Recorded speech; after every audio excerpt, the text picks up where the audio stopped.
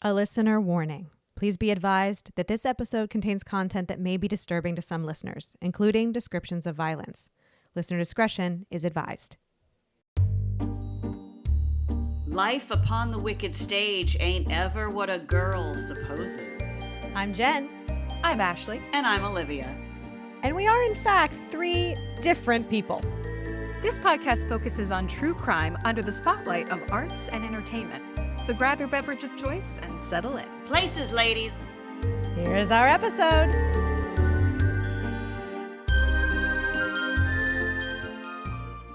Here we are. Season 2. What is happening? Season 2, and we still don't know how to use our technology. We've forgotten everything we learned in season 1 about microphone setup. It's going very well. Indeed. Going very well so far, yeah. Also, I have a ceremonial candle. This candle specifically was gifted to me by Jennifer Bonner for my birthday. Now you can tell me if this text is backwards or not. It's not. What does it say?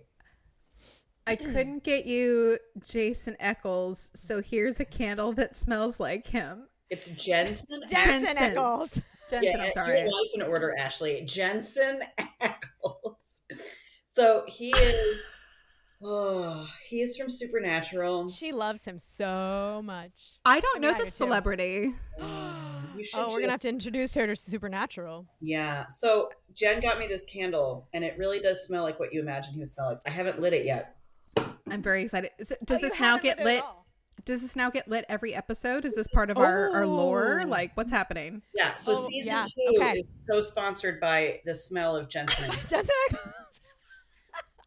If you'd like to come on our podcast, we'll gladly have you. If you'd like to be a sponsor, if you are a rival candle company and you're like, well, not on my watch. Not on my watch. Send us samples and we'll decide. Because Jen and I don't have candles going yet. So, if I will gladly have my home smell like Hugh Jackman. There you go. Ashley, what scent do you want, Ashley?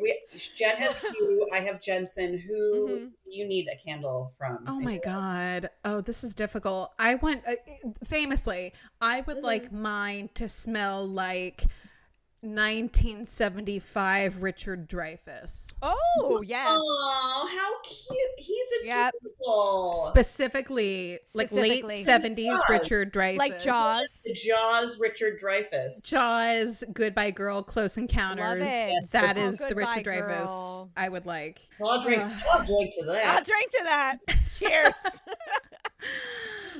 Well, speaking of celebrity crushes, we are starting off season 2 with someone who certainly is infamous, but was, I think, a lot of people's celebrity crush of his day, because, again, historical context, the more we know, friends, the more I have learned about this individual, the wilder this has gotten. So today we are talking about, this is a 2-part episode. We're recording both parts in one fell swoop. So we might be really drunk by the end of this. Yeah, we are.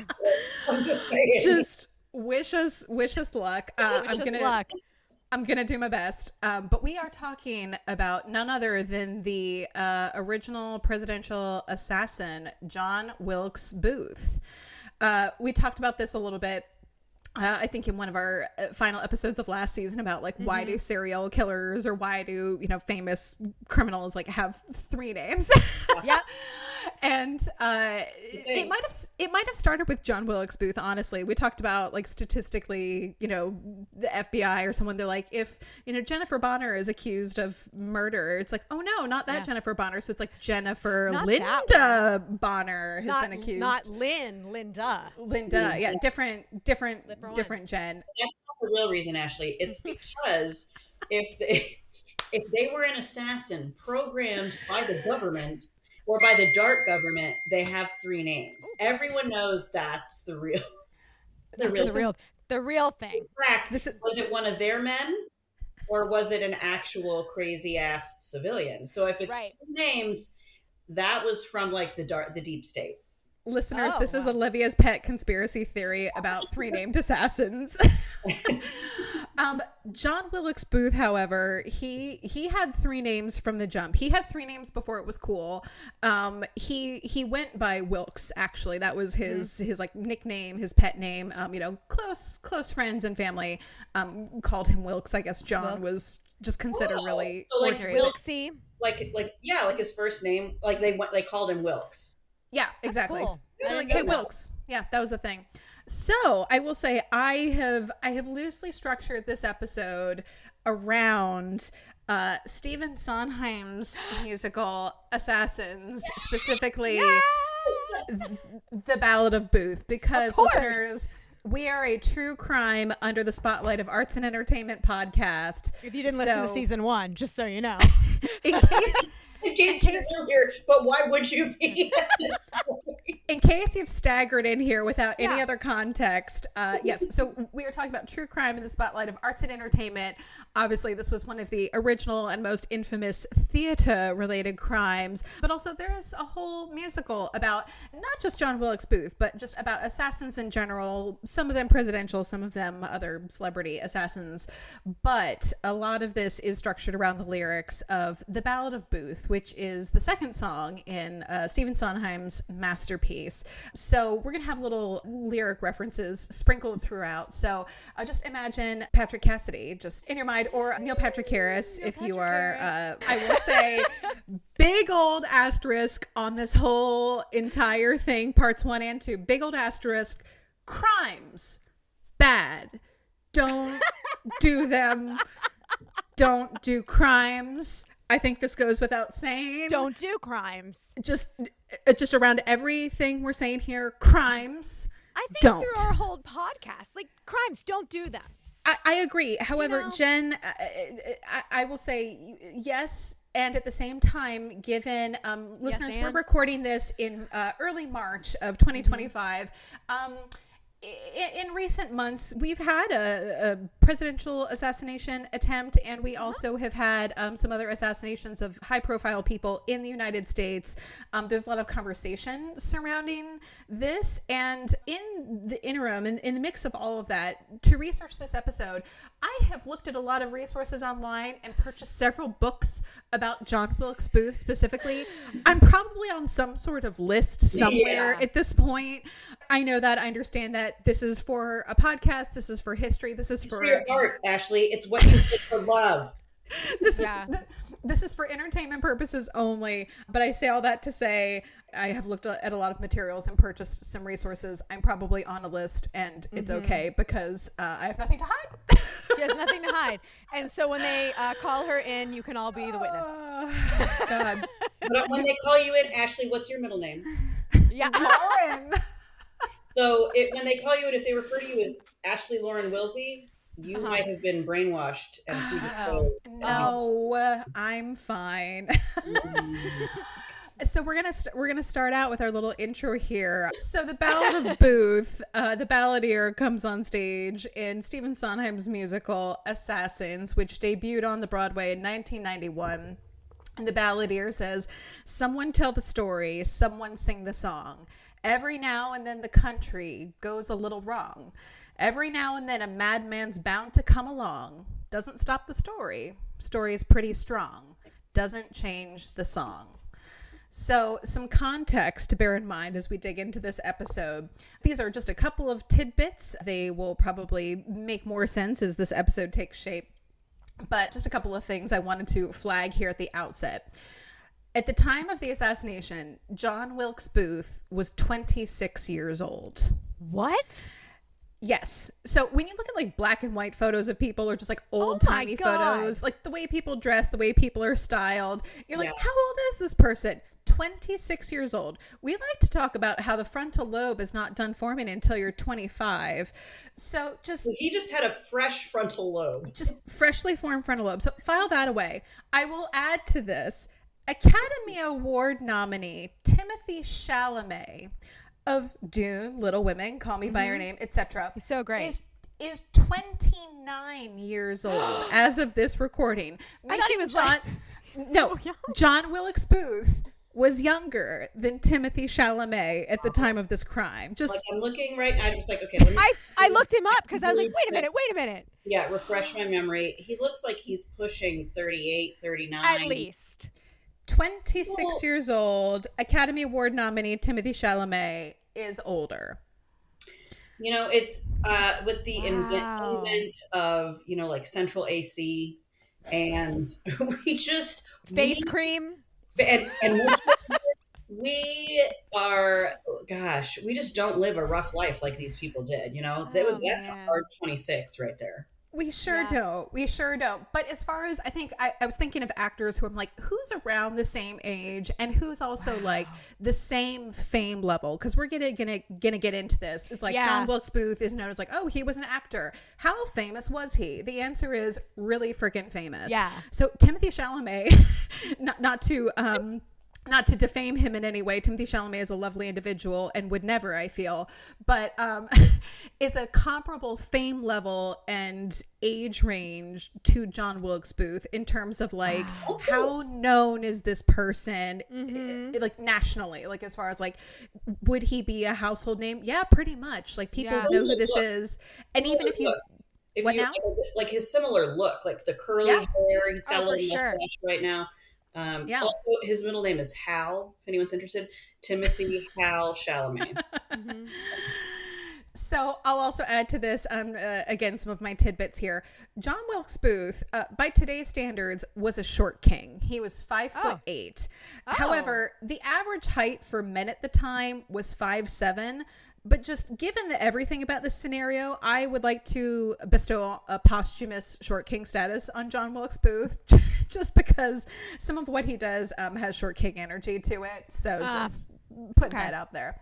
A little factoid here. 4 sitting U.S. presidents have been assassinated. Abraham Lincoln in 1865 by John Wilkes Booth, James Garfield in 1881 by Charles Guiteau, William McKinley in 1901 by Leon Czolgosz, I'm going to say that wrong, and John F. Kennedy in 1963 by Lee Harvey Oswald. And see, the first and the last were done by the deep state. According to Olivia. Random and crazy. So Ronald Reagan in 1981, John Hinckley attempted to assassination. He is the only sitting U.S. president to have been injured during an assassination attempt. Theodore Roosevelt in 1912 and Donald Trump last year in 2024 were the only 2 former presidents to be injured in an assassination attempt. They were both campaigning for re-election at the time. In all of these cases, the attacker's weapon was a firearm and all the subjects were male. Interestingly, Gerald Ford experienced 2 attempted assassinations. He was not injured by women. 2 different women were the assailant, but he was uninjured. Yeah. And all of that is depicted in Sondheim's Assassins. Yes. Not Trump, obviously, but everyone else is depicted in the musical Assassins. And my last little tidbit, just before we get into all the particulars, Ford's Theater is still operational today. It produces plays, musicals. It is a working theater. The presidential box is still there. There is still bunting. There is still a presidential portrait hanging there. So it's like, this is the box. Those seats are not sold. I was just going to say, can you sit in it? You cannot. You can see it. It's there, but you can go see it, but you can't like... buy a seat. Okay. So there is a small but very in-depth museum in the basement of the theater dedicated to the events of the assassination. Booth's gun is there. I believe the bullet is also there. His boots, the boot that was cut off of him by the doctor after he broke his leg, is there among other items, and talking about the other conspirators. And then the house across the street where Lincoln was taken and then ultimately died the next morning is also part of this museum experience. So if you go, you can just go and see a show at Ford's Theater. But if you go to this museum experience, you get a tour of the theater, you can see the museum and all of these other things. And it's one of the best museums I've personally been to, just sort of from a historic standpoint, as far as like, it's very interesting to have a museum in a space where the thing happened. It was the room where it happened. It was in the room where it happened. Nailed it. Exactly. So part 1 here, we're going to talk about his family and his childhood. the balladeer says, Johnny Booth was a handsome devil, got up in his rings and fancy silks, had him a temper but kept it level. Everyone called him Wilkes. Why did you do it, Johnny? Nobody agrees. You who had everything, what made you bring a nation to its knees? So John Wilkes' father's name was Junius Brutus Booth Sr., real name. We could do a whole episode on his father. This man was crazy, capital C. Really? That name, Junius Brutus? Junius Brutus. I know, right? Like, seems normal and chill. If he's a senior, that implies there's a junior?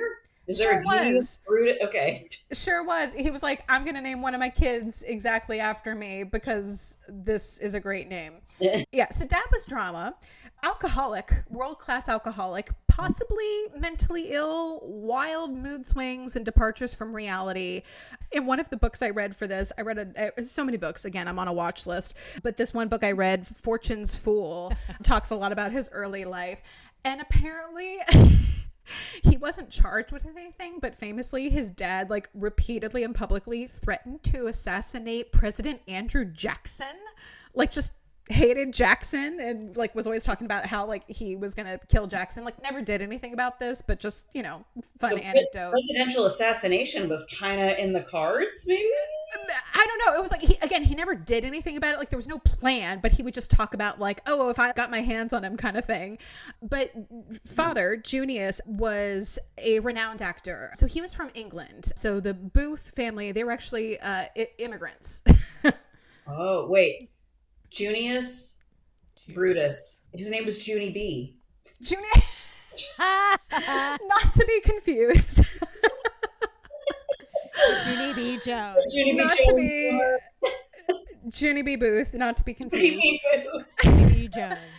Yeah, so Junius Sr., he was an English actor. So he was, again, one of the great actors of his day. Of the English stage. So he had quite a career in England, but as I mentioned, he was an alcoholic and he was absolutely nuts. So as talented as he was, a huge problem because like he would get super drunk and then like not be able to go on, or like they'd have to hold the curtain until he was like sober enough to stand, to like walk on stage, or would like forget his lines, or like be like, what play are we doing? Like, I would be so mad. So like when he was good, but it was like you had to deal with his shenanigans. He was also, would get really violent. There was a famous story, again, we could do a whole episode on this man, but one of the anecdotes, I was like, what the hell? It was like a friend of his, I think like he was drunk and belligerent and got mad at his friend for some like perceived slight and attacked his friend so violently, the friend had to defend himself with a fireplace andiron and ended up hitting Junius in the face with it, which permanently altered his appearance and his voice. That's but funny. What? I was looking at a picture of him because I was like, he looks like a drunk, but maybe that was already after he got hit in the face with an andiron. Because he looks a little crooked. He looks like his eyes like, so that's probably after he got hit. Yeah, that's post self-defense andiron hit. Junie B in the andiron attack. Yeah. I'm going to write that for Fringe. Junie B and Batman Smells. Yeah. So that's Dad in a nutshell. His mother, Mary Ann Holmes Booth, was actually a former London flower girl, a la Eliza Doolittle, and met Junius Sr., one would assume like maybe outside around the theater. Like in Covent Garden. Yeah. To sum up, Mom, this overall sounds like a woman who was doing her best, but like so many women of the day, completely overwhelmed. Yeah. My next bullet point is called Holy Dead Siblings Batman. John Wilkes Booth was the 9th of 10 children, 6 of whom survived to adulthood. So if you're doing the math, that's 4 of those children died. Yeah. Like that time, that's probably about par for the course, right? Like there was par for the course, yet not super unusual. But one of the books I read, I think it was at least 3 of the 4 all died in like one fell swoop from, I believe it was like cholera or something pretty. So it was several of the children, and they were young when this happened. So it wasn't like, they were born and then they died in infancy. It was like, no, they were like, 5, 6, 7. Like they were they had those kids in the mix for a while. Right. But like I said, we've got, of the surviving children, we've got Junius Jr. So that was the oldest son of the family, named after dad. We also have Edwin Booth, who would later go on to probably be the most famous / best actor in the family, arguably. We've got John, and then we also have his sisters Asia and Edwina, and then there is whoever the other son is. I didn't write his name down, but he didn't do anything in particular. He's just very anonymous. Sorry, sixth surviving Booth child. Is it Joseph? I think it's Joseph. Thank Joseph you, Jen. Adrian Booth. I have There them we all go. up. I wanted to look at their pictures. Yeah, I'm Googling Thank you. as well. Yeah. Yeah, I believe. Yeah, so I was like, it's another J name. I was like, is it? It's not John. But yes, so we've got 6 surviving kids, and Junius, Edwin, and John Wilkes Booth were all actors. Asia had. I'll say she ended up a little bit more in the spotlight, mostly because of her closeness and of like letters and correspondence that were like later found corresponding with John, and she was someone who talked about him publicly, like even after the assassination. Edwina had a more also just like anonymous, like out of the spotlight life, like not a lot is known about her. But like I said, like he went by Wilkes, and by all accounts he was a really like happy, lively, fun kid. Like the family had, I'll say, like a level of financial precarity, because as much as the father was like a famous actor and did really well, again, alcoholic, not great with money. So they had sort of, I will say, like peaks and valleys as far as like the family money. His oldest brother, Junior, was actually 17 years older than John Wilkes Booth. Wow. So when he started his acting career, when John Wilkes was still a little kid, he was actually sending money home back to the family. So a lot of their support was actually coming from the brother, not from the dad at that point, because dad was just busy being drunk and causing trouble. That feels like Edgar Allan Poe, because he was a drunk and he was so well known, but because of the drinking and the opioid addiction, not a lot of money. I mean, opium, not opium. I mean, tomato. I mean, right. It's all heroin. Yeah. Basically. It is. Come at us, Big Pharma. Like, come on. We know what it is. But John Wilkes Booth, as a kid, he was, in today's terms, we would maybe call him like a class clown. He had a lot of feelings, but again, he was like a happier kid, and he was a pleaser. So he, wanted to make people smile. He wanted to make people laugh, and he loved to be the center of attention, but he wanted to entertain. So, had he not been from a family of actors, he may still have found the stage, candidly, because he just wanted to be the center of like joy and making people smile. There's a whole bunch of accounts, nothing substantial, but some of this comes from like family, that he believed he was destined for greatness and had a run-in with a fortune teller at an early age. Accounts of this differ, but legend sort of has it that this fortune teller said that he would have a brief but like dramatic and significant life. So they sort of told him like, you're not gonna live very long, but you're gonna have an incredible life, like whatever that means. Again, accounts of this vary. Some people say, no, that never happened, and that was sort of like dreamed up after the fact. But one of his sisters said that, no, there was something with a fortune teller, not so much about the brief part, but that like he was destined for greatness, like that piece of it. So our next bullet point we have here is whoopsie, bigamy. John Wilkes Booth. Whoops, slipped and fell into that. Whoops.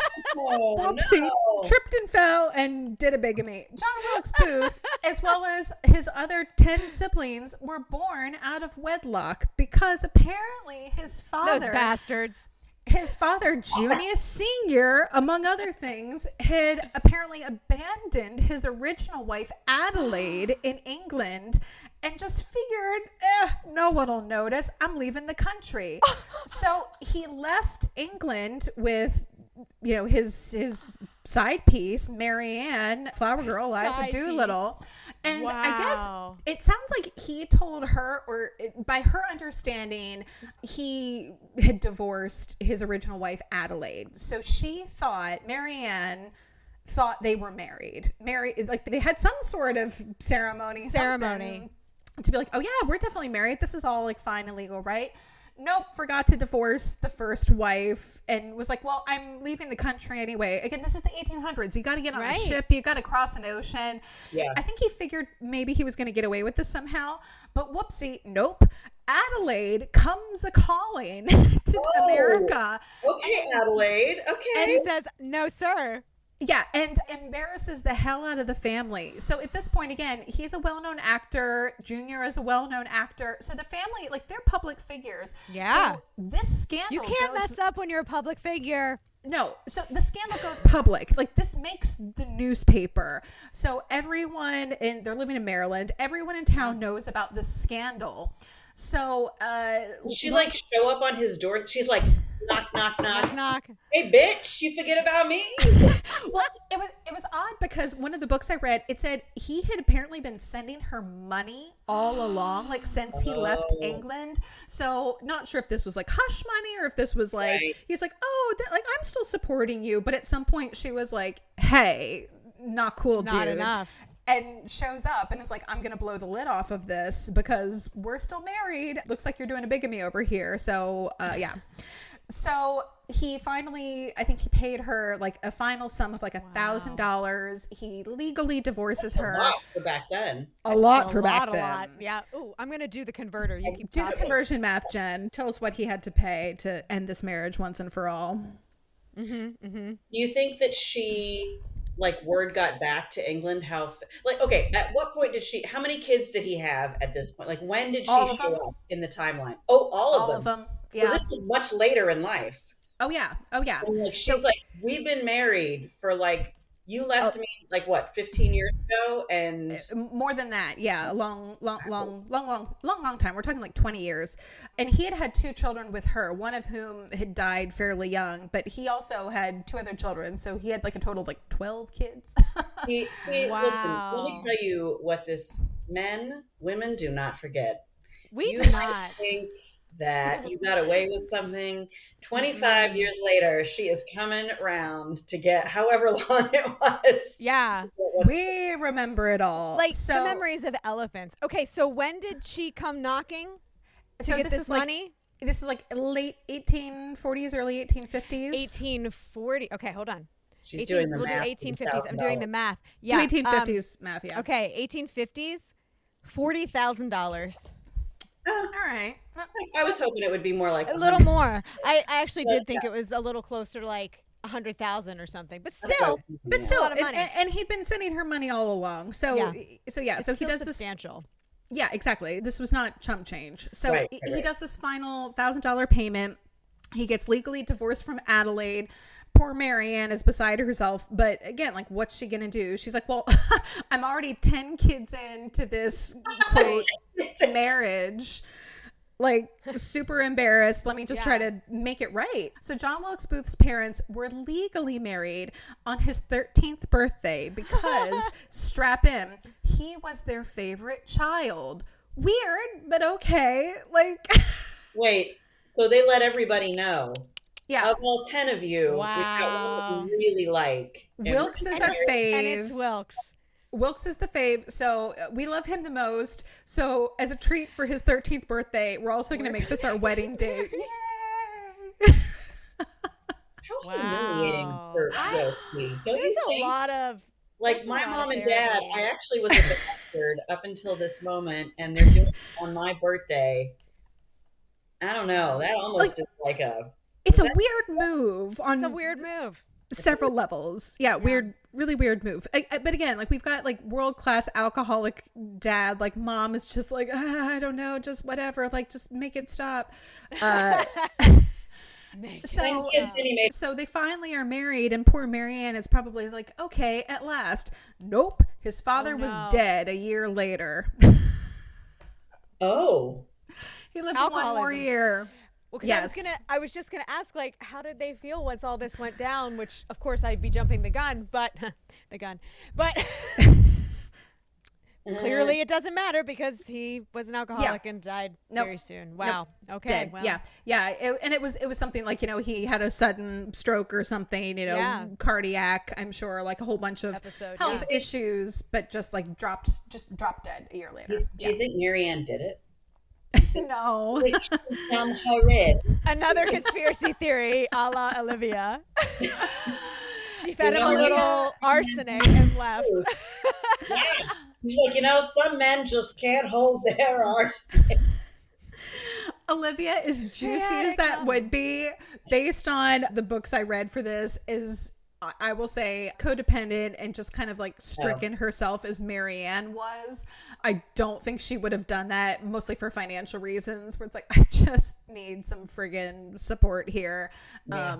And again, just sort of like overwhelmed by the family dynamics, overwhelmed by even just like sort of like running a household and just like managing like simple tasks. It was just, everything was just sort of a lot for Marianne. Marianne needed a simpler, gentler life than the one she got, sadly. But just to kind of tack on to this, a little bit of context about their family life. So the Booth family was living in Maryland. So they're living in Maryland, which was essentially a border state. Yeah. So it's right on that north-south, like, when the Civil War was going down. Yes. They were tweener state, as one of my geography teachers used to call it. A tweener state, technically below the Mason-Dixon line.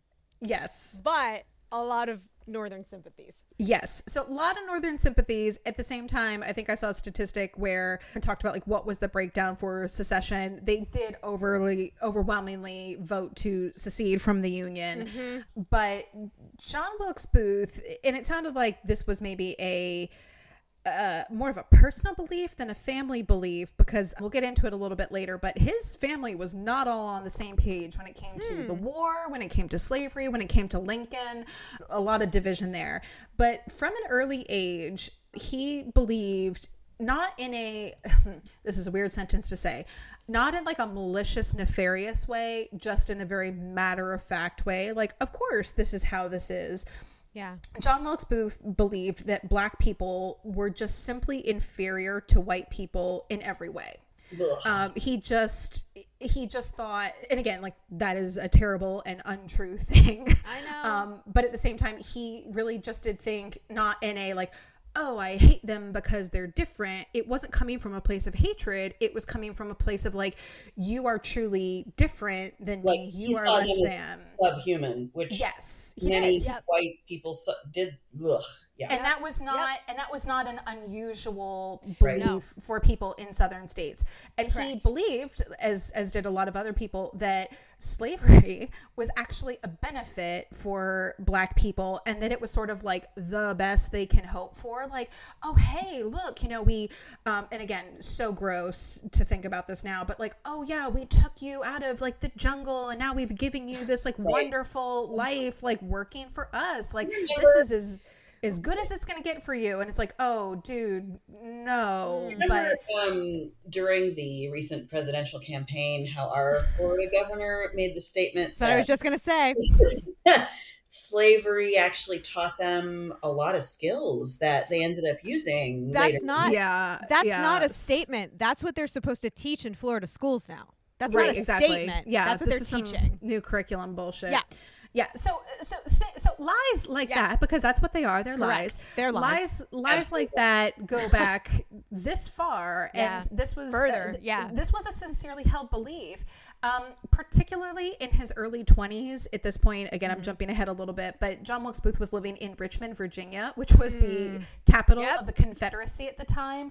So he is in his most impressionable state, and he is surrounded by people who not only are sharing these beliefs of like, oh yeah, of course, this whole race is inferior, but that are also then at the same time exalting him as a respected public figure and a star. So as far as the way he felt about the war and I'll say not just like North and South, but specifically like white people versus the idea of freeing slaves, the idea of giving them the right to vote from a very early age. This was something that he had held this belief. I didn't find anything in particular.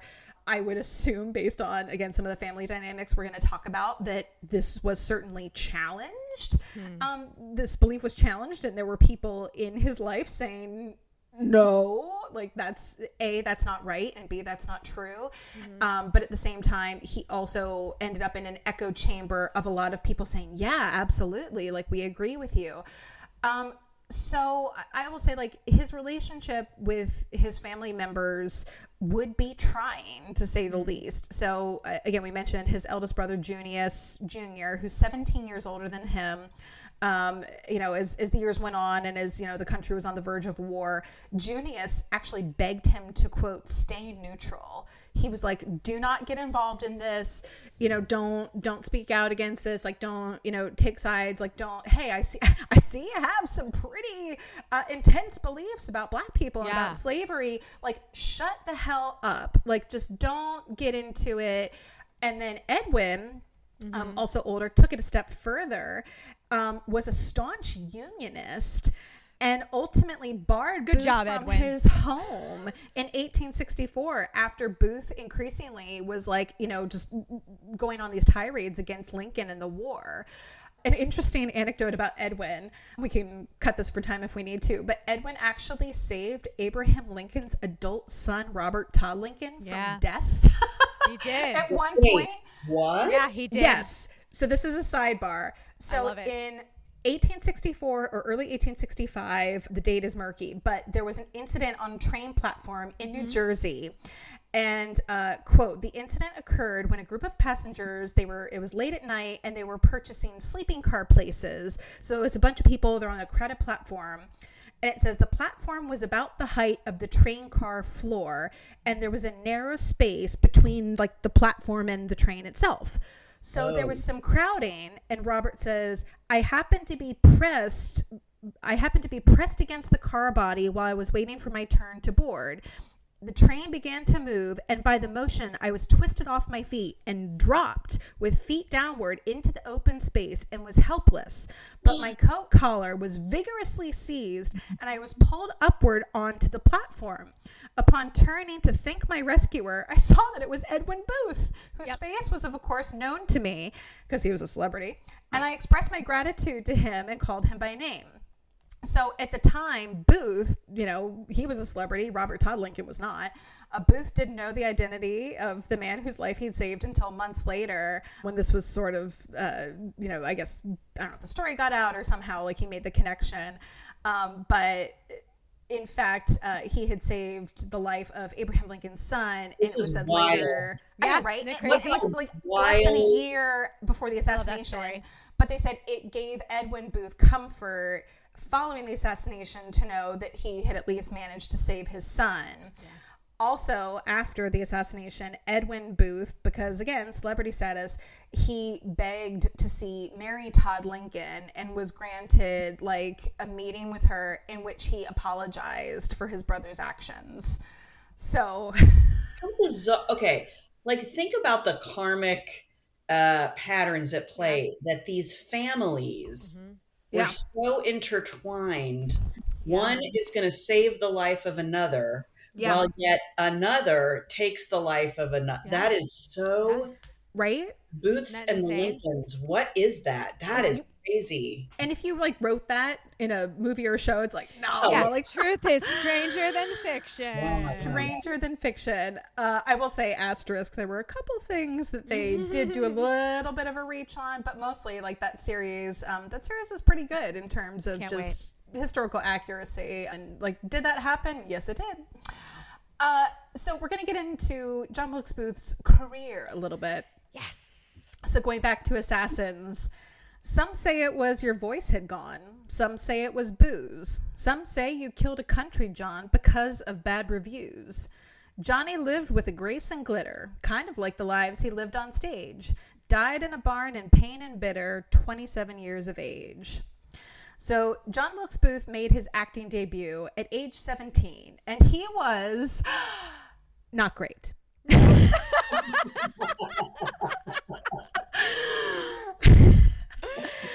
Sorry, Not man. great. So you think about it, he was only his career was 10 years from the time he stepped on stage to the time of his death. 10 years. In school, growing up, he was not a very good student. It was not because he wasn't smart. He simply didn't work hard. He was one of those people who I think, was just probably, it sounded like he was very intelligent. Like he was kind of savvy. He was, kind of like street smart. Like he was quick. He just didn't want to do the work. He didn't care. He probably would have been great at improv. I'm sure, Jen. I bet he would have been a really good, like, at an improv club. Yeah. 1,000,000%. And teachers, it was sort of that, like the quintessential, if you just applied yourself, like you would be good. So he struggled in school. He was simply unfocused, not necessarily like, oh, he had like ADD or anything like that. He just like, it was like, that's not fun. Like studying wasn't fun. I don't want to do it. Yeah. I don't want to do the work. Yeah. And that was sort of a theme of his whole life, like both in school and even in his career. He didn't always like to learn lines or rehearse. That was a big thing for him, especially starting out, which was why in his initial debut, he wasn't good because he got on stage and then was like, oh shoot, and just like promptly forgot all his lines. Like that's the actor's nightmare. Yes. Really. Yes. His debut was the actor's nightmare. And you can read about this, and this is like readily available. But I guess he went on stage and he like couldn't remember his first line. And this wasn't his initial debut, but this was early on. And he was like sputtering around and he was saying the other actor's lines because he couldn't remember his own lines. And at one point he said, "Who am I again?" And like the audience was laughing at him. Like, not great. Oh no. But so it was like a big theme of his whole life was that he loved attention and he wanted to be the center of attention. He wanted to be in the spotlight, but he didn't want to exert the effort to like earn it. It kind of, but his approach to acting initially, it reminded me of this line in Waiting for Guffman where Fred Willard, he says, "When there's an empty space, just say a line. That's what I like to do, even if it's from another show." No, it's not. And also, they're doing like Shakespeare. This isn't like, oh, we're just riffing. It's like, it's an iambic pentameter. Like, you know the lines or you don't. But Look, I'm gonna say it. I'm gonna go out on a limb right now and just say I would not have liked him. I wouldn't have liked working with Wilkes. It didn't. I wouldn't have liked the guy. And Jen, you're absolutely right, because people were super annoyed by him. Yeah. So he would make these big choices. He was also known for scene stealing, which again did not necessarily endear himself to his fellow performers, because starting out, he's not playing the lead. He's not supposed to be the big focus. Like he's playing, a smaller role or a supporting role, and he's like pulling all this focus to himself. As my friend Rob Lott would say, he was being interesting, not interested. That's a great line. Rob Lott, well done. Isn't it? Yeah. It's the best acting advice I've personally ever heard, is to be interested, not interesting, because then you're going to make great, sincere, authentic choices. And John Wilkes Booth. Spit out that scenery that you've been doing for a second. Thanks. Yeah. Thanks. John Wilkes Booth was committed to chewing the scenery initially. So he was memorable and passionate, if nothing else, when he started. So I will say he did have some level of self-awareness, because when he started his acting career, he did not use his family name. So he did not use Booth. Interesting. First part was, he said he did not want to use his family name as a crutch. He did seem to want to like make it on his own merit. But I think also wisely, he didn't want to use Booth until he was good enough. Because his father and at this point, both of his brothers were all famous, and they were like excellent. So it's like, okay, you're going to be held up against the standard of your family members who are like the best actors in the country. So everyone is going to compare you to them if you are also using Booth. So he's like, you know what, let me just like figure it out. So he initially, for the first several years, he billed himself as J.B. Wilkes. That was his professional name. Interesting. So he was like, let me just, so as much as he wanted attention, he was like, I don't have to be like, yeah, I kind of suck though. So that's good. don't even know if he thought interesting. he didn't want to invite the comparison, and it was like, Okay. when I'm ready, I'll whip out Booth, but I'm not ready. So that was an interesting kind of tidbit for me, where it was like he did seem to kind of want to make it on his own, and he also knew he was inviting comparison. So all this to say, this is maybe one of my favorite anecdotes where I was like, I did not have this on my bingo card. And again, historical context, historical photos, different time. John Wilkes Booth was not an instant star, as we have surmised based on his professional habits. However, he was hot. Critics called Booth the handsomest man in America. He was in America? Yes, in America. We're not even saying on the stage. We're not even saying... I do have to say, I'm looking at a photo of him and his two brothers in some kind of, it looks like a He is better looking than his two brothers. And I must say, he has calf muscles. He's in like a toga with some calves. Listeners, we'll put up photos and you can decide for yourself. But this is like People Magazine's sexiest man of the year, John Wilkes Booth. He was also called a natural genius. And then some critics said he had, quote, an astonishing memory. I'm assuming this was later. But other people had... So he got the lines down. Then they said... Yeah, because others were like, he's kind of mid as far as his abilities. But he had jet black hair. Olivia, to your point, he was lean and athletic. So this was a time when... We talked about this a little bit last season with our Houdini episode about like... standards for men and being like muscly and athletic. And we look at Houdini now and we're like... I mean, okay, but at the time, like, Houdini was jacked. Yeah, like, he was. And that was at the turn of the century. So we're, going back even another, 40, 50 years here to John Wilkes Booth. So to have any sort of muscle definition, I guess, was pretty, like, exceptional and alluring. Yeah, well, because people weren't just like hanging around lifting weights. Like they didn't have that luxury. Yeah, people were not working out on purpose. They didn't even know how. That wasn't a thing. So noted this reporter, George Alfred Townsend, described him as a muscular, perfect man with curling hair like a Corinthian capital. I can't make this up, friends. And we have our first stalker. But his stage performances, they were characterized by his contemporaries. Again, this is as he went along, but he was acrobatic and intensely physical on stage as a performer. So I'm assuming, it sounds like of the time, it was more like you come out and you do just sort of like a park and bark, like you just stand still and you say the lines. And John Wilkes Booth rocks up.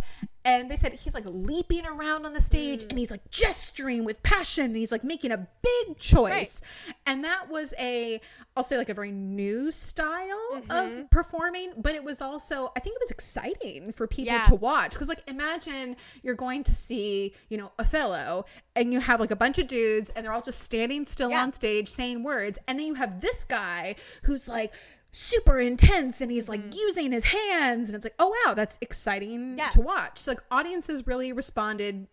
He's a hottie, and B, like he's doing something new. Because it was teapot acting. That's what you called it. You walked out and you stood there, you had a hand on your hip and you had a hand up and you're like, I'm going to recite something right now. And I'm reciting a speech. Yes, I'm making a speech. So if he was coming out and emoting by moving around, of course that was exciting. Because it wasn't until there was a woman named Eleanor Dusa in Italy, and she was the first woman, I love her. She was the first woman to like internalize things.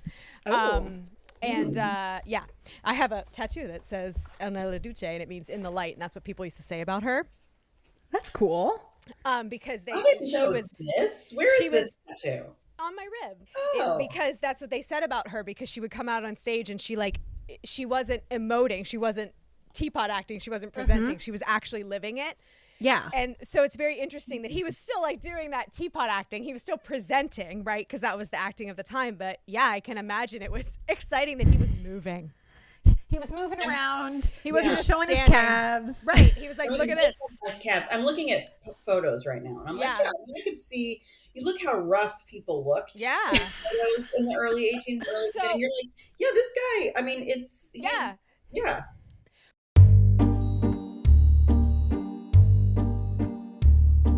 Hey friends, Jen here, and we hope you're enjoying this episode of Life Upon the Wicked Stage. Just a few quick reminders. If you're looking for any of the visuals that we've mentioned in this or any episode of the podcast, make sure to follow us on Instagram at Wicked Stage Pod or Facebook at Life Upon the Wicked Stage. If you want more, please join our Patreon by searching the Wicked Stage Podcast. There you'll find ad-free episodes, videos of our recordings, mini-sodes, behind-the-scenes content, giveaways, and so much more. And the most important side note, if you like the show, please give us a nice rating wherever you listen. It sounds silly, but it's still the best way to get the word out and support us in this crazy podcast world. Well, lights are blinking, intermission's over, so grab those snacks and another drink and enjoy the rest of the show.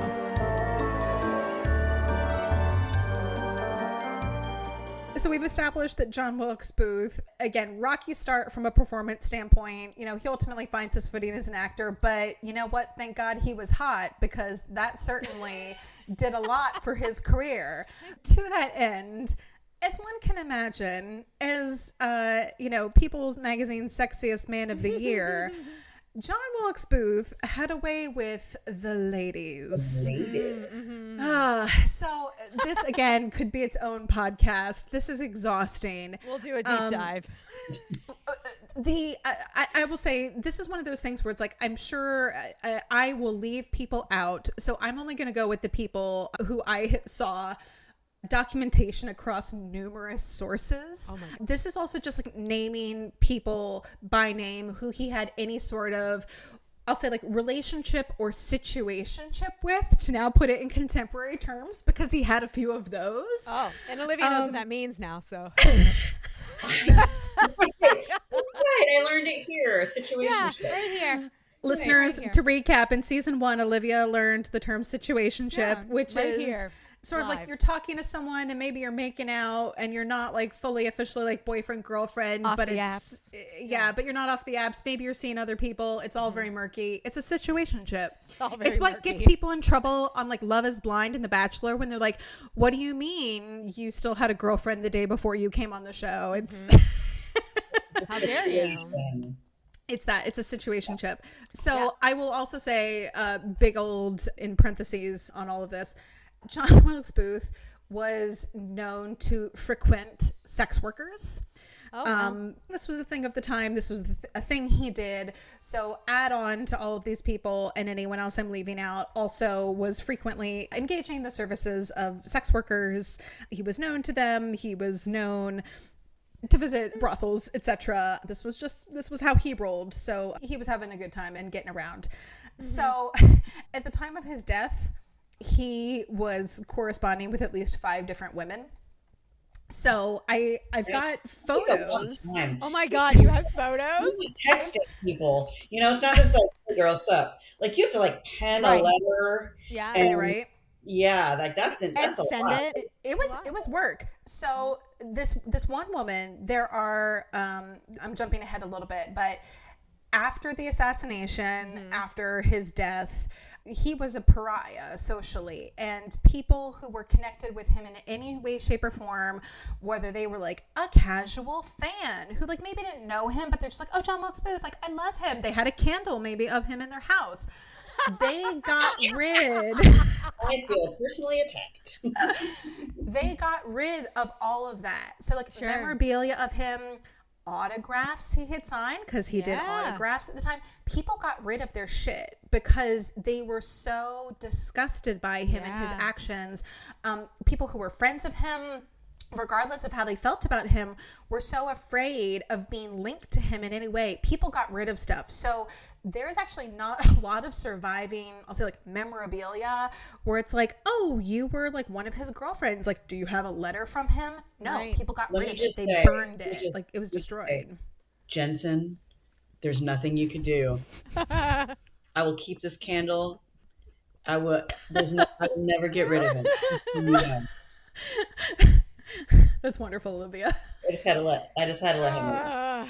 So I will say, of all the ladies he was corresponding with, there is one woman, Isabel Sumner, who her letters to him, but his letters to her survive. Oh. Because her family, they kept them secret. They apparently like put them in like some sort of drawer and locked them up, and then like 100 and something years later they were like, oh, BT dubs, we have these. They were like, girl, don't get rid of those. Those are going to be worth money. Well, I was going to say, could you imagine finding something like that? So they're all in this book I have, which is called Right or Wrong, God Judge Me, The Writings of John Wilkes Booth. This is his journal that was discovered on him when he was apprehended. Oh, but he also had his journal? Any surviving correspondence from like his mother. There was a few letters that they found, and from this woman, and just a couple other like random notes, like, oh, we found this random like receipt he signed his name on, like, because there's hardly anything, and it's all in this book, which is fascinating. But this girl, Isabel Sumner, so she is one of the 5. She was 16 years old when they started corresponding. Although then, I just got to say, like, now that sounds gross, but then, like, women were getting married, right? I know. Not terrible. Yeah, not terrible. Like, yeah. Yes, still, Olivia. But not terrible, but it was this was, I think, like maybe like the biggest situationship, because again, she's 16. This relationship was relatively, at the time, this was not really known about. It only kind of became public later, after her family, several generations later, said, hey, we have these letters, and the letters were authenticated. They also have, and there's a picture of it in this book, there is an engraved ring that he gave her. It's a gold ring with a pearl, and it has both of their initials engraved inside of the band. So like, they weren't engaged officially, but like they had something serious going on. So we've got Isabel Sumner. Wow. We also then have Fanny Brown. I thought you were about to say Fanny Bryce. I was like, wait, what? Not to be confused. Fanny Brown, she was also an actress, and she was considered one of the most beautiful actresses of the Civil War generation. I've got a photo of her in this book. But she was actually touring alongside Booth. So it was a showmance. A little bit of a showmance, maybe. Yep, a little bit of an offstage situation. But she was one of his lovers. She was rumored to be his fiance, but apparently there was never anything that came to light to Did she have a ring that was engraved? Don't have anything about that. We also have Maggie Mitchell, who was also an actress, singer, and dancer, and she had an affair with Booth. Again, around this, she was married. She was married. Well, an affair, because again, he's got multiple people going on at the same time. But publicly, in February of 1865, so this is the year of the assassination, Booth became infatuated with a Lucy Lambert Hale, who is described as bewitching.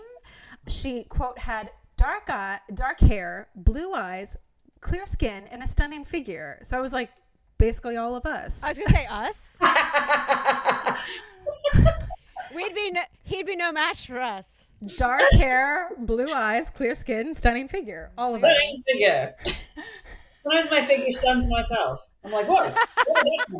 So here's a fun twist though about Lucy. She was the daughter of New Hampshire U.S. Senator John P. Hale, and he was a staunch anti-slavery politician. Oh, so they became secretly engaged, and this was one of those, like, I'm assuming this was some sort of like love at first sight situation, because like this was like fast and hot. Like, he saw her, and in less than a month they were engaged. And his mother wrote to him, because I guess he wrote to his mother like, I'm in love with this woman, and this is one of the surviving letters from his mother. She said, his mother is like a wet blanket, and she says, "You have so often been dead in love. Be well assured she is really, truly devoted to you." She's like, here we go again. Mom's like, calm down. But Lucy, it seems, was unaware that Booth was like, again, a racist and hated Lincoln, because, again, like, her dad is like, trying to get slavery eradicated. And meanwhile, the daughter's like, I'm going to be engaged to John Wilkes Booth secretly. Wow. Maybe she could have changed his mind. I don't know. He seems like he might have been pretty sad on it. We'll never know. But he was corresponding with all of these women. And again, we've got letters. He had photos of them on his person. They had photos of him. We've got locks of hair in the mix. We've got engraved rings. It's a lot. Just one. That was a lot. It's a lot. Good. Yeah. It's a lot. Yeah. And it's not like there's nothing that suggests in any of my readings that he was in any way that he was predatory. Right. It doesn't sound like he was. He was just being an actor. He was a fuckboy, to put it in contemporary terms. Yeah. The girls were like, yeah, like they were totally signed up. They're like, "This is what we're getting into." Yeah. And he was like, I'm famous and I'm gonna have fun. Yeah, and it sounds like he was also very, and this is kind of my next point, he chased the fame, he sought the fame, he was excited to be famous, and he relished being a star, and he like leaned into the persona of an actor. Like he had like a top hat and a really like crazy coat and like a walking cane, and was very much just like unapologetic, I will say, about his overall persona. And it sounds like that included being like this ladies' man. So it wasn't like, I didn't ever get the sense that he was like lying to any of these women, where he's like, oh no, like you are my one true love, you are the only one. It was more maybe of like a sin by omission, where it's like, I'm not necessarily going to tell you that I'm corresponding with 5 of you at the same time, but other than Lucy, who he was, it seems, officially engaged to, there were some other women where it was like, oh, he was rumored to be engaged to this person, but no one was coming. And maybe it's because of what he did. Nobody was coming out of the woodwork after the fact to be like, but I'm his fiance. Like, everybody was going under the rug. No, it wasn't me. No, I didn't know him. No. Yeah, nobody was like rushing to be like, no, he's in love with me. They're like, hard pass. Yeah. So John Wilkes Booth, he's acting alongside his brother Edwin in a production of Hamlet. We're now 3 years into his career in 1858. And at this point, it seemed like he was playing, I think, the role of Horatio, and Edwin was playing Hamlet. But this was when... That's cool. Yeah, so this was when he finally won like some artistic respect from both his family and from audiences and critics, because his brother pulled him like aside like at curtain call and acknowledged him as his brother and said something to the audience like, what do you think? Wasn't he great? And this was when he really became like John Wilkes Booth, not like J.B. Wilkes. Like he was finally owning Booth. Like, yeah, I'm part of this family acting dynasty. That's cool. So it's interesting, like what critics thought throughout this. Like they said he, had this celebrity status by theater goers, and also like his romantic personal attraction. Some critics said that his brilliant talents had failed to full development, and maybe like his acting, as far as like technique, we'll say, was never as precise as Edwin's, because Edwin was regarded to be like the better actor in terms of just like who's winning the Academy Award. It's probably Edwin. Right. But Booth, John Wilkes Booth, was kind of like the fan favorite because, again, he was hot. And he just had this striking persona that enthralled women in particular, but audiences overall, like men and women. Because like he had charisma. He had riz. Yeah. So as the 1850s were coming to a close, John Wilkes Booth, he was also doing well. He was wealthy as an actor. He was earning $20,000 a year. I already did the math on this. This is $700,000 in 2025 money. So wow. Yeah. So he was also rich. For him. I'm really upset now that I know that John Wilkes Booth was making more money as an actor than me. Right? I'm offended for you, Jen. Thanks. But Jen, you're going to have the longevity. That's true. He had a brief career because he shot the president. Good president. Thank you. Yeah. Anyway. As the Civil War, as you might imagine, the Civil War broke out in the midst of all of this. So John Wilkes Booth, needless to say, he did not serve in the war, because he was being an actor. I was going to say, random question. Were there still arts happening during the Civil War? There sure were, Jen. There sure were. How nice. And that was something that I think I was... Good to know. Yeah, and also in the North and the South, which also surprised me. Yeah. Again, like, there were places I think that were more embattled than others. But throughout the war, he was actively touring. Wow. So he was, I will say, in the early 1860s, he was mostly in Union and what they called border states. Okay. So he was kind of in that area. It wasn't like, oh, real bad. Like, Atlanta. Right. Yikes. Yeah, like, he wasn't going down there. He wasn't while Sherman was burning Atlanta. Right. Gone with the Wind, where he was, right. He was famous. He was a celebrity. Yeah. So different theaters were like, oh, we're doing, Hamlet. We're doing Romeo and Juliet. We want to book you. So he was a working actor, and he was going to like Chicago and New Orleans, and he was like going around to do these different productions because, again, at the time, it's like a lot of this, not all, but a lot of it was Shakespeare, and he was known for these Shakespearean roles and, blocking, staging. It wasn't as technically complex as it was today. So it was like you could just sort of roll up, hey, do you know the lines? Can you be Romeo tonight? Cool, you're on. Like, it was that kind of dynamic. So he could just run around and do, I'll say, like in repertory almost, these same plays. And apparently once he knew a play, his memory was excellent. It wasn't like he would forget the lines to something he knew. Once he learned it, he was good to go. So he was consistent. So in April of 1863, timeline wise, we've got the Battle of Gettysburg is like happening in the background. That's an important one. Casual. It's a big one.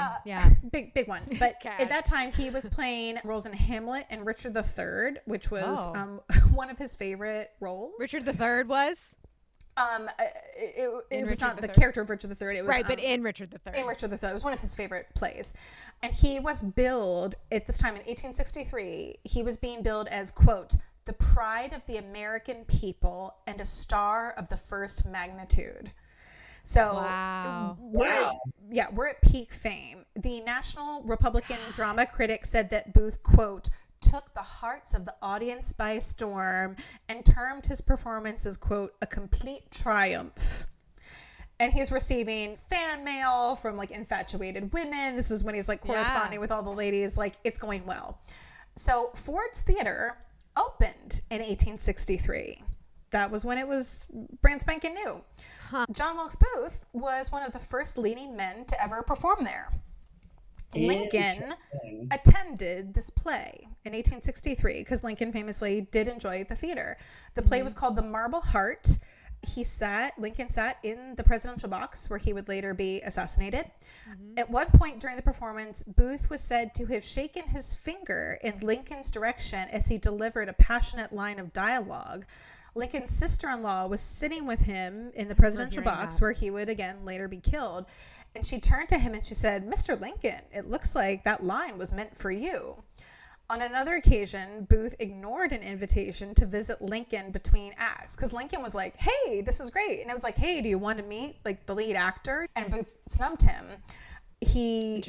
John Wilkes Booth made his final performance of his acting career at Ford's Theater March 18th, so less than a month before the assassination, and he played the Duke Pescara in something called The Apostate. So he was, again, a regular at Ford's Theater. From the time it opened, he was one of, like, quote, their celebrity performers. Their guys, yeah. Yeah, so he was familiar with the theater. He performed there a bunch. People knew him, and he was also famous there. So if he walked in, nobody would think anything of it. Right, because they're like, this is our guy. Like, he helped open the hey, theater. John. Hey, Wilkes.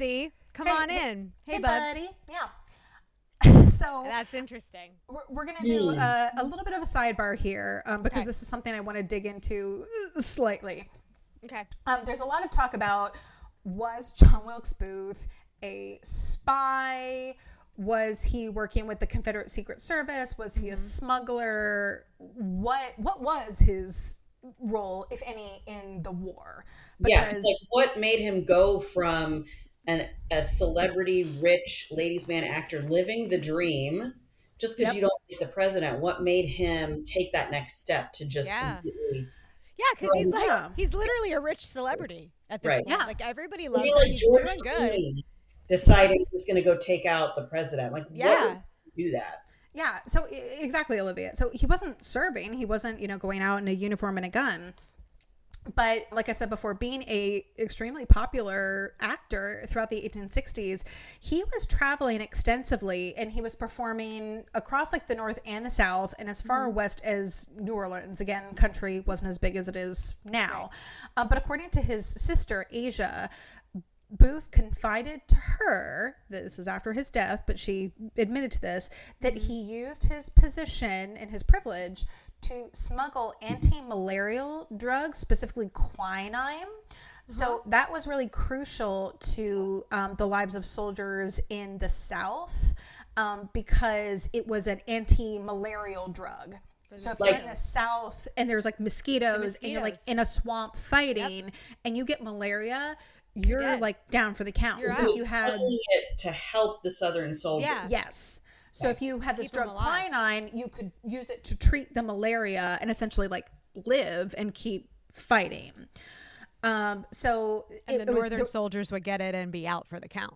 Exactly. Well, and also there was a blockade between like North and South. Right. You couldn't, in theory, you couldn't get stuff back and forth. And this was, this is a whole other history sidebar, but the blockade was actually a really big reason that the South lost the war, because they did not have the resources and they were cut off from things they needed. Famously, towards the end of the war, like you'll see old movies and like depictions and stuff, like they didn't have any shoes, like they barely even had uniforms anymore because they couldn't get it. So there was a blockade. So John Wilkes Booth, he's like, well, I have reasons, legitimately to be here. And if I happen to be taking like medicine or messages or other things while I'm here as an actor, like I'm a celebrity, I'm hot, no one's going to question me. Everyone likes me and wants to meet me. So there is some reason to believe that minimally he was doing this thing with the quinine, but there's also compelling evidence to suggest that he might have had ties to the Confederate Secret Service and may have operated sort of unofficially as a spy or agent. Obviously, he had strong Southern sympathies, but he was also known to even travel up to Canada. As part of his touring, which was weirdly, Canada was also known as a base for Confederate sympathies. I know. What? Yes, Canada. I was like, whoopsie. Our friends to the north? Well, my friends, not everyone's friends. My friends, I love them. I know. I was like, them. Canada? No, buddy. Yeah, there were some Confederate strongholds in Canada. Who knew? So easy. Booth met with Confederate operatives in Montreal in October of 1864. And Montreal specifically was a city that was serving as a hub for Confederate espionage. So apparently, along with being one of the conspirators with, the later assassination plot, John Surratt, who we'll talk about a little bit later, but John Surratt... Right? And his mother, Mary Surratt, who ran the boarding house. Surratt was actually a Confederate courier. And then some of the other operatives like George Sanders and Jacob Thompson, they were also involved in other clandestine Confederate activities. So again, it was like, maybe you weren't as involved, but the people you're spending a lot of time with who are sort of in your immediate social circle are. So bare minimum, he probably knew about a lot of stuff going on, if maybe he wasn't actually the one, but he was, I think, certainly sympathetic and helping. So initially, this is interesting, we're going to get into this in just a second, but Booth had planned to abduct Lincoln, not kill him. He was going to abduct him and exchange him. Yes. And the plan was to abduct Lincoln and exchange him for Confederate prisoners. What? What changed? Oh my God. We're going to get into this because this is wild. So if, subsequently, after the war and, years and years and, you have time to go through all the documents and look at all the stuff and talk to all the people, this was a broad Confederate strategy, was to capture key prisoners. So like political figures, generals, but, the president. Yeah. And to say like, hey, we're going to use them for like prisoner exchange, or we're going to use them to potentially end the war. So kidnapping him and using him as ransom, that was actually a Confederate strategy. That wasn't even a Booth thing. But Booth personally was like, oh yeah, I'm on board with this plot. I'm personally excited about a kidnap plot. Oh my God. Booth also apparently had some unexplained financial transactions that, again, this is a little bit of a hearsay thing, but they're like, hey, we see you're making a lot of money as an actor. Good for you. Looks Great like job, you've got Wilkes. some money coming in from other places. What was that money for? And it's like, don't look over there. Nothing to see here. Tra la la. Offshore accounts. Don't look over there. Exactly. It's like, Oh. what's this? Was he a hired assassin? No, he wasn't. No, all of this was unofficial because post-war testimony, including those by like Jefferson Davis associates, they said like even if he was linked to like intelligence efforts, this was all very unofficial / like under the radar. It was one of those. It was almost in the category of, oh, hey, like you're coming to us and you're very enthusiastic and want to help. But again, like he wasn't part of the military. Like he wasn't in the service. He wasn't in like the chain of command with the Confederate Army. It was like, you are just a person with a lot of power and a lot of influence and a lot of mobility. Right. So, he can move around. He can smuggle things. Nobody's going to question. Right. Yeah. So it's like you are useful to us, but you're not part of the official like machine. Like you don't have an official role. Right. So there's no definitive proof that Olivia, acted like under like orders or that it was any sort of official like plot. Okay. There is one more thing though that I do want to talk about because this is in that Apple TV series, The Manhunt. So there's something called the Pet Letter, PET. The Pet Letter is a controversial and debated document linking the Confederate government to the assassination of Lincoln. So this is kind of going back over that same ground, Olivia. Yeah. It was supposedly written by Confederate President Jefferson Davis, and it was found among captured records of the Confederacy after the war. The letter is addressed to Confederate agents in Canada, and it's reportedly authorizing acts of violence against Union leaders, which would include Lincoln. So it's not specifically about Lincoln, but it's about anyone who's leading the Union and sort of endorsing violence against them. The Canada thing is just... I know, right? Right? I know. Maybe Didn't have they're that on just, the bingo like, card. taking solace there. You know what I mean? Maybe they're just like, I don't know. I know. It blows Montreal. my mind too. I need to think about this. We won't ruin Montreal, but No, yeah, we won't. sorry. I had to bring it up. It's history, okay. man. Okay, go ahead. So the term pet, it comes from the salutation, "Dear Pet," which some believe was a code name for a Confederate operative who this would have been addressed to.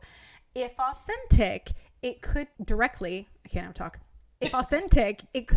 implicate Jefferson Davis and the Confederacy in Lincoln's assassination. But many historians do consider the letter to be unverified or even possibly forged or fabricated to justify harsher post-war treatment of Confederate leaders.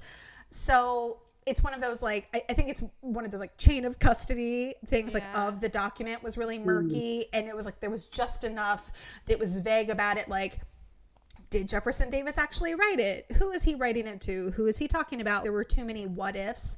So while it's intriguing, the Pet Letter, it is not widely accepted as conclusive proof of Confederate involvement in Lincoln's assassination. So in the show on Apple TV, the Pet Letter is sort of seen as like the smoking gun, and they portray it as being like, oh my gosh, the Confederacy was behind it the whole time. And it's like, well... Maybe not. Maybe not. I'll also just add on, this was an interesting, just neither here nor there. We can cut this out if we want. In New York City, in Central Park, there is a statue of William Shakespeare. This statue, it's still there today. This statue was erected after the raising of $4,000 was contributed to the funding of building the statue because of a benefit performance of Julius Caesar on November 24th, 1864, performed by Junius Jr., Edwin, and John Wilkes Booth. That is the photo, Olivia, that you saw of the togas. With his calves. He has really nice calves in that photo. With his calves. So this was for a benefit performance that they did Julius Caesar specifically to raise money for this Shakespeare statue because, again, they're all like these famous Shakespearean actors. It was performed at the Winter Garden Theater, which is still standing in New York City. Yeah. Garden, yep. So they performed at the Winter Garden Theater, and this was a like limited time magic thing. But the play was interrupted by fires that were set by Confederate saboteurs. So like they could hear, they were like not sirens. It was like fire bells. It was like an actual bell on like the fire wagon. Yeah. Ding, ding, ding. And they were like, we're in the middle of our Shakespeare play. Like, what's that noise? How dare you? Were they trying to disrupt the show specifically, or it was just nearby fires were happening? This was part of a larger plot that John Wilkes Booth was not a part of, but they were just trying to create like confusion and disruption in New York City. So they set a whole bunch of theaters on fire at the same time. Yeah, this was like a whole sabotage thing. But leave the arts alone. I know, right? And like one of the fires was set at the Lafarge Hotel, which was right across the street from the Winter Garden Theater. But the Winter Garden Theater itself, I guess, was fine. Because they probably knew their operative was in there. Right? Maybe. They were like, don't burn him out. Don't mess with John Wilkes Booth. He's hot. Like, don't ruin it. Yeah, he's hot. We need him for the cover of the next People's like Confederacy Today. Man alive. Yeah. Confederacy Today. So the morning after the benefit, the Booth brothers, they're reading about the fires and how bad this was over breakfast. And John Wilkes apparently exclaimed his sympathy for the Confederates, leading Edwin to kick him out of the house and vowed to never speak to him again. Whoa. Do it, Edwin. That was the incident. So that Olivia, imagine, like toga photo. They do the show, and then he's like, Confederacy. And Edwin's like, get out. Like, we're done. Like, get out. Tell him, Edwin. So made me really happy. So I always liked Edwin Booth. I thought he was great. Right? Like, just like more about Edwin. Like, please. More about Edwin. He was a great actor, and he like was on the right side of history. Right side of history. He David Abraham Lincoln's son. He was a great actor. And because he wasn't hot, we don't hear about him today. And, did the horrible thing.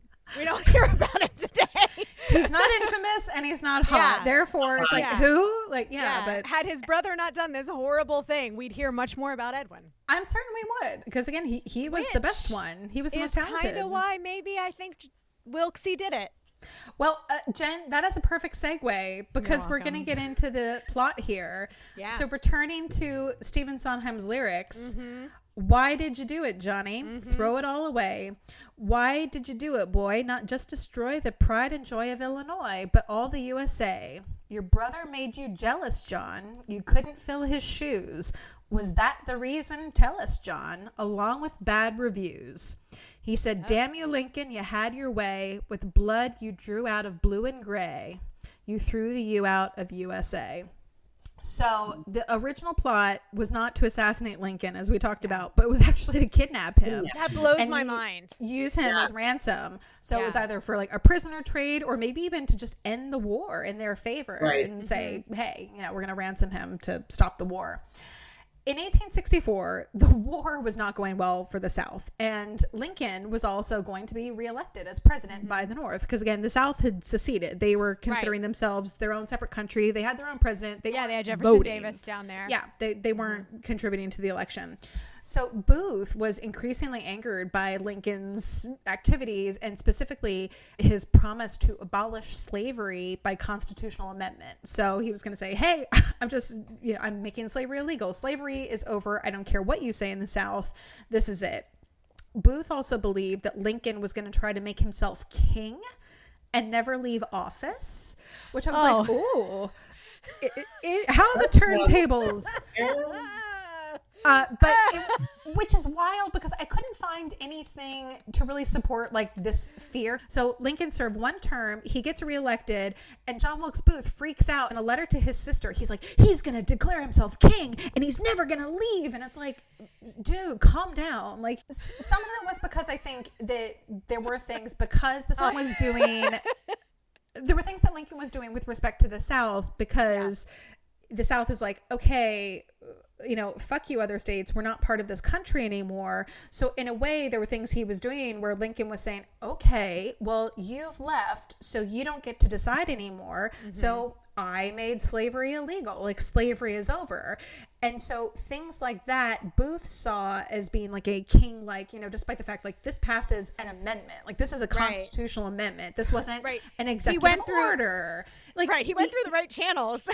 Right. And it was like, and the people, the northern states and the people who were still part of the Union wanted this, and they voted for this, and this was supported, like this was legal and correct. But to the South, they were like, oh my gosh, you're just doing whatever you want. It's like, well, that's not how that works. And also, like, you tapped out and are trying to overthrow the country. But again, to a Southern sympathizer, to Booth, as someone who has grown up with these firmly held beliefs, where you have now taken this, to put it in his perspective, this subhuman group of people and given them equal rights, and also ruined the Southern economy because their whole structure is built on slave labor. It's like, for him, like, this is a travesty. So he's freaking out and be like, oh my gosh, Lincoln's gonna make himself king. And it's like, dude, that's not what's happening here at all, but calm down. I mean, the entirety of America was built on the back of slave labor. Yep. And that needs unfortunately to be, rectified for, but whatever. Yeah, that's a whole other conversation, right? We still haven't gotten that one. Yeah, we still haven't figured that one sorted. out. Jesus. Yeah, we're still. I know, it's like on that. We really should be able to say at this point, it's like, and then we fixed it. It's like, no, we're still mad about it. We're still fighting. Like, it wasn't as bad as you think. It's like, no, it was every bit as bad. Well, as and everything that you're saying, the fact that you're like, and these Southern sympathizers and this, and I was like, wow, it's exactly the same thing that's happening now. Unfortunately, it's just in different words. Yeah, you know what I mean? It's unfortunately for certain groups of people, nothing has changed. And it's like I said before, it's like how the turntables, and yet not at all. It's like, this could be excerpted. How the turntables. How the tables have turned. Some of this could be excerpted from like stuff you're seeing on like, friggin' Twitter today. Yeah. It's like, it's like, is this from 1864 or 2025? You decide. Like, whoops. So Booth already had, as we established, this kind of close-knit band of Confederate sympathizers for this kidnapping plot. So this had been in the works for a while. So we had David Harrod, George Atzerodt, Lewis Powell, or sometimes Lewis Payne, alias there. Oh, he also had John Surratt, who was like this rebel agent. And then they were meeting routinely at the boarding house of Surratt's mother, Mary Surratt. So Booth actually attended Lincoln's second inauguration, as much as he was pissed, which was on March 4th, 1865. Oh, it was in March? Because, what? It was in March? Yeah, March 4th. Very late. Yeah, March 4th. Because of his secret fiancée, Lucy Hale. Remember, she's the daughter of a senator. Right. The senator. Daughter of a senator. They're secretly engaged at this point. She thinks everything's fine. Was he there like as a guest? Yes, he was her guest. He was her +1. That's why he was there. Oh my God. Yes. Oh my God. So he actually had, there's a photo of this. I'll post it. He had like VIP seating too at the inauguration. So oh my God. There was no assassination attempt planned for the inauguration, but later Booth said, this would have been an excellent chance to kill the president if I had wished, because he's like 30 feet away. He's that close. Yeah. Like, I imagine him sitting there like Bernie did in his like when he was cold. Like, just really mad. Jen, not that. You see this photo and they've diagrammed it and they show like, here's Booth and here's Lincoln, and you're like, oh my God. He's in the photo? Yeah, I'll send it. There's a oh my God. There's a whole ass photo of this. It's actually it's in the drive. Did Booth have the plot planned at this point? Oh yeah. So only the kidnapping plot. The assassination, we're getting closer. Okay. On March 17th, Booth learned that Lincoln was going to be attending a performance of this play, Still Waters Run Deep, at a hospital near the soldiers' home. So again, he's still thinking kidnap plot. Right. So he assembles the team on this stretch of road that was like on the way, planning to kidnap Lincoln en route to the hospital. But the president did not appear because Booth later learned that Lincoln has changed his plans at the last minute, and he was going to attend a reception at the National Hotel in Washington, where Booth was currently staying. What was... So they're staying at the same place. Oh my God. And Booth, like, it's like, okay, he's going to be on his way. He's going to be on the road. Everyone go to your spot. And they're like camped out like behind a tree waiting for Lincoln to come by. And he never shows up because he changed his itinerary and he's back at the place where they started. Where Booth is staying. I just can't. So that's on the 17th of March. So fast forward a little bit now. Now we're at April 11th. So John Wilkes Booth was in the crowd outside the White House when Lincoln gave an impromptu speech from a window. And during the speech, Lincoln stated that he was in favor of granting suffrage, voting rights, to former slaves. Yeah. So, right? Good. Yay. Everyone excited. John Wilkes Booth. This must have pissed Booth off so much. Oh man, John can you Wilkes Booth imagine? hates it. Yep. So he's infuriated. And at this moment, Booth vowed to kill him. And he declared... So that was it. That was the moment. That was the moment. And so he declared that it would be the last speech Lincoln would ever make. Ooh, so that's what he was like, nope, no kidnapping. I'm Mad. kidding. A bridge too far. So that's April 11th. So he made the decision. Yeah, so he was like, a bridge too far. Not only are we losing the war, it's not going well. Kidnapping might not even be enough, but now you're saying that you're planning to give people the right to vote. Like, oh no, like it's too despicable. I can't. So that's April 11th. April 12th, Booth hears the news that Robert E. Lee has surrendered at Appomattox Courthouse. The South has surrendered a day later. So he told Louis J. Weichman, who was also a mutual friend of John Surratt and a boarder at Mary Surratt's boarding house, that he was done with the stage and that the only play he wanted to present henceforth was Venise Preserved. And Weichman didn't understand this reference, but Venise Preserved is about an assassination. So Booth's scheme had officially changed from kidnapping Lincoln.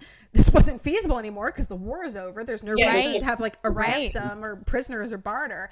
So he's like, screw it. Assassination it is. And that puts us at intermission.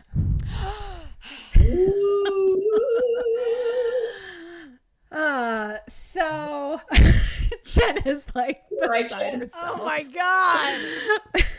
This is so good. I so much that I had no idea about. Right? Same. And I'm like... And I've been fascinated by this for a long time, so there's a lot that I knew. I feel like there's so much I'm also having to leave on the cutting room floor in terms of like minutia, just like for time. Because I was like, this could be like a 5-hour episode. Listen. So,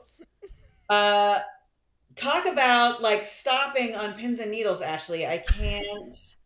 Okay, so we've gotten to the point where he has now made the conscious decision that he's going to kill him. Yes. So, oh my God. He's gone from actor to assassin. He has.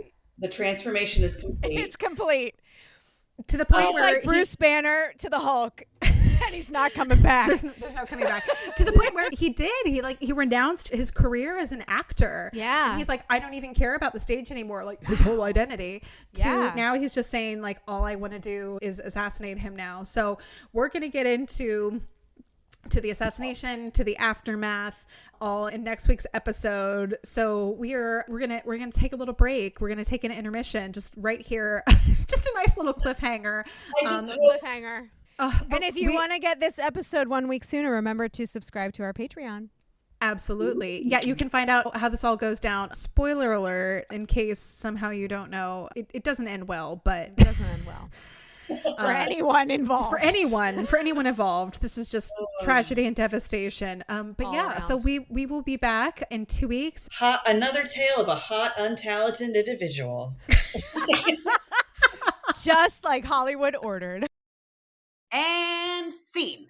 Thanks for listening to this week's episode of the Wicked Stage Pod.